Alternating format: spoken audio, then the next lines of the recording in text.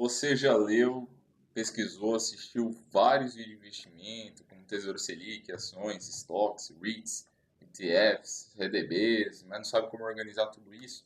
Bom, esse vídeo é para você. Eu vou falar um pouco sobre como montar uma carteira de investimentos de acordo com o que você precisa. Prazer, eu sou o Renan e falo aqui sobre a minha experiência pessoal em investimentos, estudos econômicos e negócios. Então, vamos lá. Primeiro passo é conhecer qual o seu perfil de investidor? Conhecer quem é você como investidor. Isso é muito importante. E você pode avaliar isso pensando em possíveis cenários econômicos. Vamos lá por um exemplo, né? Uma crise financeira está acontecendo e os seus ativos variáveis eles caem 50, 30, 40%. E você precisa se imaginar se você aguentaria esses cenários, né?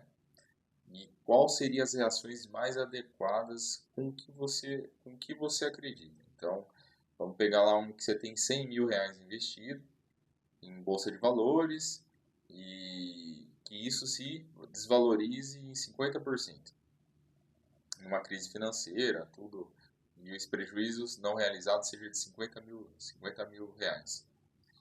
Esse cenário você pode analisar três maneiras diferentes e tirar três conclusões diferentes.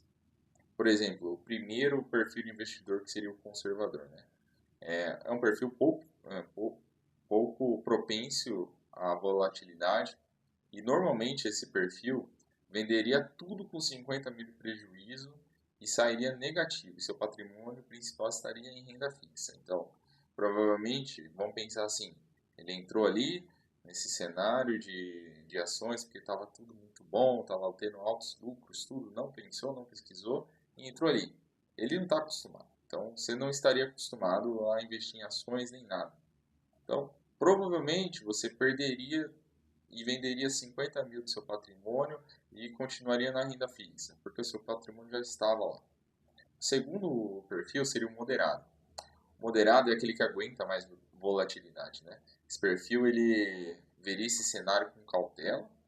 Poxa, ó, tudo caiu, mas eu posso perder menos, por exemplo. Então ele já cogita a ideia de vender, mas vender esperando um retorno maior, tipo, em vez de vender com 50 mil de prejuízo, vende com 30. Ou ter um ganho, em vez de esperar ter um ganho muito alto, muito elevado com as ações no tempo bom, ele venderia com pouco lucro.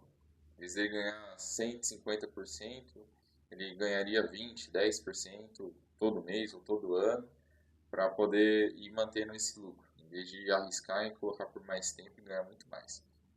Então, esse é o perfil moderado, né? Ele talvez não se desesperaria tanto, não venderia tudo, mas perderia um pouco menos, né? Digamos assim. O arrojado, ele suporta a volatilidade extrema. Então, é um perfil mais arrojado, provavelmente ele olharia esse cenário como uma oportunidade de ganhar muito dinheiro. Então, ele pegaria empréstimos no banco para conseguir comprar mais ações ou derivativos, tentando alcançar maiores lucros financeiros. Então, você vê que ele vai na onda mesmo, vai, pega dinheiro, investe, coloca lá e se cair 20, 30%, 40, 50%, ele não se abala tanto, né? Ele quer altos lucros, ele entende que precisa correr mais riscos para ganhar muito mais. E, claro, essa aqui é uma exemplificação muito simplória, né? Só para você entender e compreender a ideia de perfil de investidor e conseguir estar aplicando o mínimo para você compreender. Mas você pode fazer qualquer teste em corretoras, de valores, em bancos, de investimento, que ali tem todas as perguntas e você vai conseguir compreender melhor devido a essas perguntas. O segundo passo é organizar uma reserva de emergência. Ela vai garantir que você tenha paz e tranquilidade para continuar investindo. Então, falando de forma bem rápida, ela precisa ter três coisas, né? Liquidez imediata ou diária, rentabilidade acima da inflação, uma inflação que seja pelo menos de 3 a 12 meses dos seus custos de vida.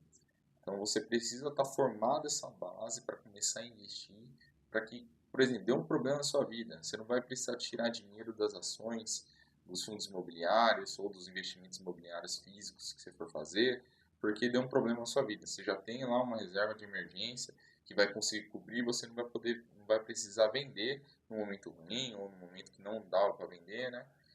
E isso vai te trazer muito mais tranquilidade, muito mais sono, muito mais qualidade de vida. Terceiro passo é estudar sobre investimentos e definir uma estratégia que você quer seguir. Esse passo é muito importante, é um passo que eu estou em desenvolvimento ainda, quero me aprofundar ainda mais em conhecer as teorias do mercado e tudo mais, mas existem três estratégias principais, né, nesse terceiro passo, que é a buy and hold, e eu estou falando aqui de forma geral, né? Então a buy and hold, que seria comprar os ativos e ficar com eles a longo prazo, por exemplo, comprar bons ativos a preços baratos, segurá-los por prazos muito longos, 15, 20, 30 anos, pensando em como sócio mesmo, como dono daquela parte daquela empresa. Um exemplo, comprar as ações do McDonald's e nunca vender ou vender daqui 10 anos, cogitar vender, 15 anos, 20 anos, 30 anos, se beneficiando dos lucros, dos aumentos, porque você entendeu que aquela empresa é muito boa para se manter a longo prazo. O trade, que seria de forma fria, não vendo se aquele ativo é bom ou não, né? Ou vendo muito pouco, que seria analisar ali os gráficos de curto prazo ou de médio prazo e tentar prever uma tendência, né? Para onde o mercado vai ir devido ao gráfico. Então vamos lá, por exemplo, você vai comprar um Santander hoje e vender hoje ou em uma semana por um preço maior que você comprou, realizando lucro. Então aí você já entende que o cara não está não tá olhando os fundamentos do Santander, está só olhando o gráfico e qual a tendência geral que vai aí. O terceiro passo são os ciclos de mercado. Então, isso é a minha visão, tá? Ciclo de mercado seria o quê? Analisar a macro e a microeconomia e surfar tendências. Por exemplo, comprar ações de uma empresa de armas, porque você sabe que está tendo a guerra da Rússia ali, e isso vai aumentar conforme o tempo vai passando.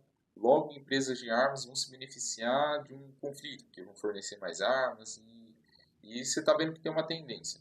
Então, além de você ver os fundamentos da empresa, você está analisando o cenário como um todo, o cenário global como um todo, né? E essas três estratégias é a que eu enxergo hoje e que eu tenho que seguir para mim. Falei de forma bem simples, bem simplificada, e tudo aqui nesse vídeo que eu vou falar vai ser de forma assim, para que você possa se aprofundar, para que você possa entender melhor por seus próprios meios, estudando, lendo livros, lendo conteúdo, consumindo aqui no canal, conforme nós vamos aprofundando. Enfim, você vai conseguir construir o seu próprio conhecimento em cima disso. Eu, pessoalmente, hoje, estudo e monto minha estratégia baseada no primeiro passo e no terceiro passo. Então, no ciclo de mercado e no buy and hold. Seria o que eu mais gosto de trabalhar hoje para mim, para minha construção de patrimônio. E se você quiser ver o vídeo sobre patrimônio, tá aqui no canal. Entra lá e veja como construir patrimônio desde jovem. Existem dois livros que falam bastante dessas estratégias que eu sigo, que seria o Investidor Inteligente, do Benjamin Graham. Se você já está aqui no canal, já tem uma familiaridade com investimentos, você já conhece esse livro. E o Ciclo de Mercado, do Howard Marks. Esses dois livros é o que tem fundamentado, ou foi livros que eu iniciei o meu estudo nessas duas estratégias para minha estratégia pessoal.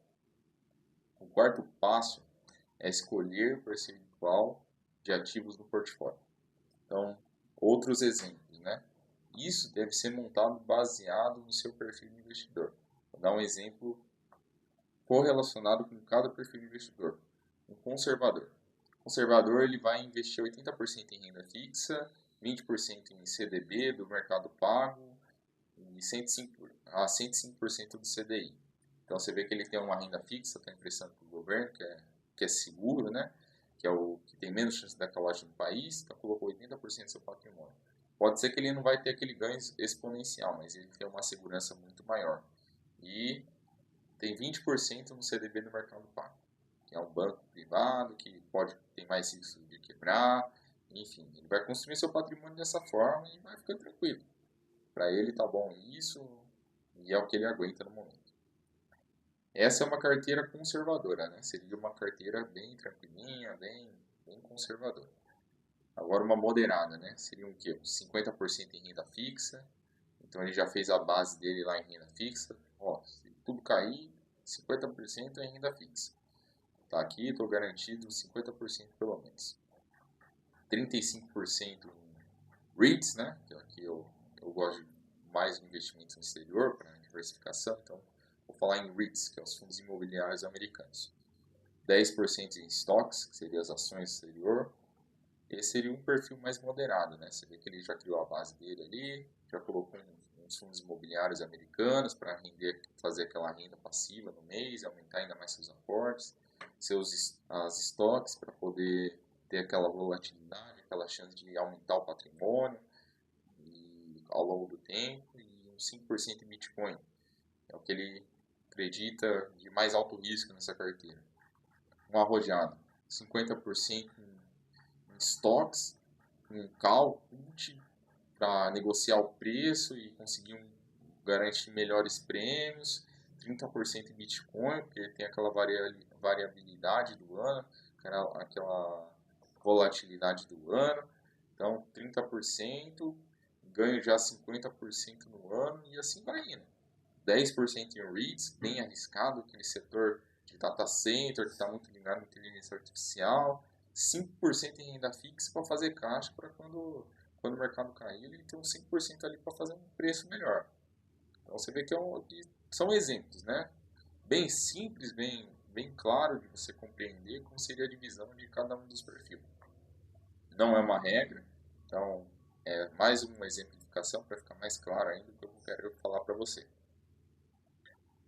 Bom, o quinto e último passo é escolher o setor do ativo que você quer colocar na carteira.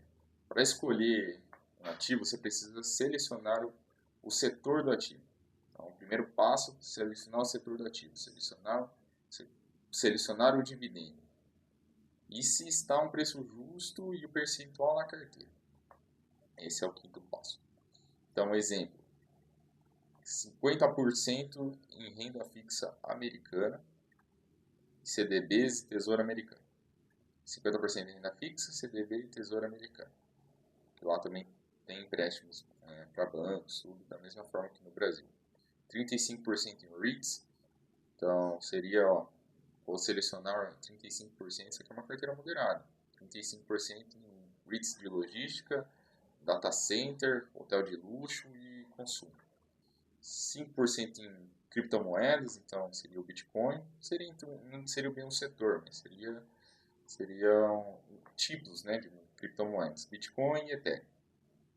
Esse foi um exemplo simples, né? E é necessário você pesquisar o percentual ideal para cada setor que você quer colocar. Por exemplo, no vídeo que a gente está gravando, o setor de logística lá nos Estados Unidos está sofrendo muito. Então, REITs como Prologis estão sofrendo muito por conta do tarifaço do Trump. Então, ele está sofrendo muito por conta disso. O tarifaço vai direto para a China, e a China e 3% do PIB mundial passa dentro dos galpões de Prologis. Isso acaba afetando muito o preço deles. Então você tem que dividir muito bem o setor, escolher muito bem o setor para que você possa controlar essas variáveis, ou ter consciência dessas variáveis.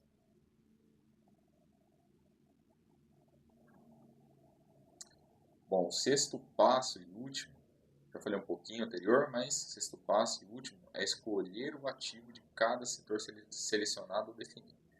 Essa fase é a mais demorada, porque você está garimpando ouro. Então você está tentando achar o ouro, tentando garimpar ativos para tentar as melhores oportunidades de investimento de cada setor e pesquisando profundamente as melhores empresas para estar comprando.